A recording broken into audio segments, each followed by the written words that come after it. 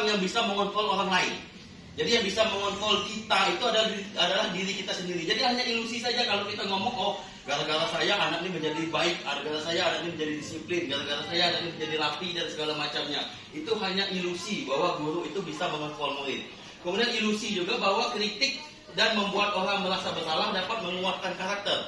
Kadang-kadang kita membuat anak itu merasa bersalah, itu dapat menguatkan karakter. Kemudian ilusi juga bahwa semua penguatan positif efektif dan bermanfaat. Kemudian ilusi juga bahwa orang dewasa memiliki hak untuk memaksa. Karena kita merasa orang dewasa memiliki banyak pengalaman, kita bisa memaksakan kepada anak-anak kita untuk mengikuti apa keinginan kita. Itu sebenarnya hanya ilusi saja.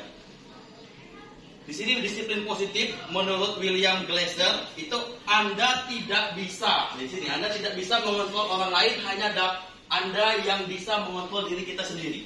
Jadi tidak ada yang bisa mengontrol orang lain. Itu teori kontrol. Karena makna disiplin itu ada di sini, belajar. Semua perilaku memiliki tujuan. Jadi semua perilaku itu sebenarnya memiliki tujuan untuk menghindari hukuman. Jadi anak itu disiplin itu sebenarnya tujuannya untuk menghindari hukuman. Saya datang tepat waktu supaya saya tidak dihukum. Saya mengerjakan tugas tepat waktu supaya tidak dihukum. Itu teori semua perilaku. Termasuk kita juga melakukan perilaku itu memiliki tujuan. Tujuan yang pertama untuk menghindari hukuman. Tinggal kita milih apa sih tujuan kita untuk melakukan sesuatu tersebut. Yang kedua yaitu untuk mendapatkan imbalan. Anak kalau datang tepat waktu dapat pujian dari bapak ibu gurunya, dapat penghargaan siswa teladan, siswa berdedikasi, dapat juara umum dan lain sebagainya. Itu adalah untuk mendapatkan imbalan. Yang bagusnya adalah teori motivasi itu untuk menghargai diri kita sendiri. Jadi kita melakukan apa yang terbaik itu bukan karena menghindari hukuman, bukan juga untuk mendapatkan imbalan, tetapi untuk menghargai diri kita sendiri.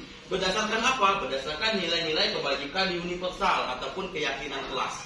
Ya, kebajikan universal itu banyak sebenarnya ada di profil pelajar Pancasila, itu termasuk terangkum dalam kebajikan universal. Kemudian model berpikir menang kalah, menang menang, ini juga salah. Jadi ada 5 posisi kontrol yang bisa kita perankan. Yang pertama, guru salah. Kapan guru bertindak sebagai teman, kemudian pemantau, kemudian yang kelima adalah manajer. Yang paling baik di sini adalah sebenarnya manajer. Di pemantau ini masih boleh, tetapi hasilnya juga tidak sebagus pada saat kita memposisikan diri kita sebagai seorang manajer. Berdasarkan apa? Berdasarkan segitiga restitusi. Yang pertama itu ada menstabilkan identitas, validasi kebutuhan, yang ketiga adalah menanyakan keyakinan siswa tersebut. Kemudian apa sih yang dilakukan anak-anak? Yang pertama itu adalah ada kebutuhan dasar manusia. Inilah kebutuhan dasar manusia. Yang pertama bertahan hidup. Semua manusia memiliki kebutuhan untuk bertahan hidup. Kemudian yang kedua adalah penguasaan. Yang ketiga kasih sayang dan rasa diterima. Yang kelima kesenangan. Dan yang terakhir itu adalah kebebasan. Jadi anak itu nggak mau diatur dan segala macam, berarti anak itu memiliki kebutuhan dasar apa? Dasarnya adalah kebebasan. Karena itu kebutuhan dasar yang harus dipenuhi anak. Cara kita bagaimana anak melakukan pelanggaran berdasarkan 5 kebutuhan dasar anak itu tadi, menggunakan model segitiga restitusi tadi, menstabilkan identitasnya. Itu untuk disiplin positif. Ini makna disiplin, saya rasa Bapak Ibu semua sudah tahu, nggak perlu kita jabarkan lagi apa itu pengertian dari disiplin. Kemudian nilai-nilai kebajikan universal. Di sini ada nilai kebajikan yang dicapai setiap anak yang kita kenal dengan profil pelajar Pancasila, beriman, bertakwa pada Tuhan Yang Maha Esa, mandiri, bertakwa kritis, berkebinekaan global, bergotong royong dan kreatif. Teori motivasi perilaku manusia untuk menghindari ketidaknyamanan atau hukuman. Ini motivasi eksternal, ya, datanya dari luar. Jadi apa yang akan terjadi apabila saya tidak melakukannya? Kalau saya datang terlambat, maka saya akan dihukum. Itu adalah motivasi yang datanya. Kemudian yang ketiga adalah untuk menghargai diri kita sendiri. Itu motivasi internal. Tujuan disiplin positifnya adalah untuk menghargai diri kita sendiri. Jadi kita datang terlambat itu karena apa? Karena kita menghargai diri kita sendiri. Bukan menghindari hukuman, bukan juga untuk mendapatkan imbalan. Jadi yang harus kita lakukan kepada siswa tadi yang ini, bukan 2 ini. Kalau tujuannya hanya 2 ini, sifatnya sementara. Kalau mendapatkan hukuman, contohnya pada saat pelajaran Pak Yohanes, anak pasti akan rapi, masuk terus, nggak berani terlambat. Pada saat Pak Yohanes sakit, nggak masuk. Berarti kan kembali pada posisinya kembali. Kemudian yang kedua, mendapatkan imbalan. Contoh mungkin pada pelajaran Bu Riri, ayo siapa siswa yang mendapat nilai terbaik akan mendapatkan penghargaan dari saya. Itu juga sifatnya sementara. Pada saat siswa itu tidak lagi diberikan penghargaan ataupun diberikan lagi reward dari gurunya, maka dia akan kembali lagi. Itu sifatnya sementara karena bukan datang dari dalam dirinya sendiri. Ini menurut teorinya. Kemudian 9 ciri-ciri restitusi, ya, bukan tetap dilaksanakan, tapi yang paling baik itu adalah keyakinan. Jadi siswa melakukan itu bukan karena peraturan yang ada, tetapi karena memang keyakinan diri dia. Saya tidak mengganggu orang lain, itu karena saya menghargai diri saya sendiri dan menghargai orang lain.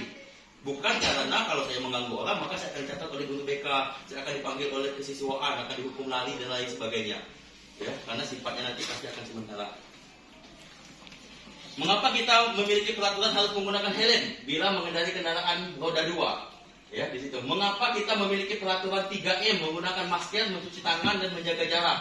Mengapa kita memiliki peraturan harus datang tepat waktu pada saat mengikuti pelatihan? Di sini adalah mencari nilai-nilai keyakinan yang ada pada diri siswa.